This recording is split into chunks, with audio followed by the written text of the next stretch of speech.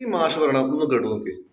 വൈവിധ്യങ്ങൾ ഉള്ളത് കൊണ്ടാണല്ലോ മഞ്ജു വാര്യർ പോരാ കാവ്യമാധവും വേണമെന്നാ തോന്നിയാസിക്ക് തോന്നിയേ. ഒരേപോലെയാ തോന്നുക?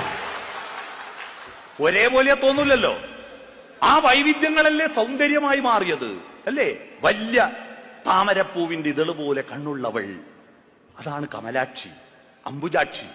മീനിനെ പോലെ കണ്ണുള്ളവൾ മീനാക്ഷി, വിശാലമായ കണ്ണുള്ളവൾ വിശാലാക്ഷി. ഇതൊക്കെ വന്നത് സൗന്ദര്യ.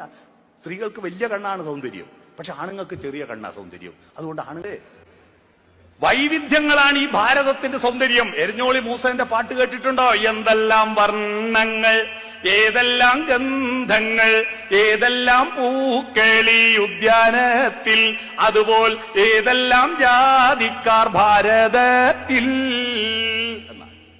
നന്മയുടെ വഴികൾ നമ്മൾ കണ്ടെത്തണം. ഈ ലോകം പരുക്കനാണ് ഈ ലോകം, പക്ഷേ ആരാമങ്ങളുമുണ്ടിവിടെ.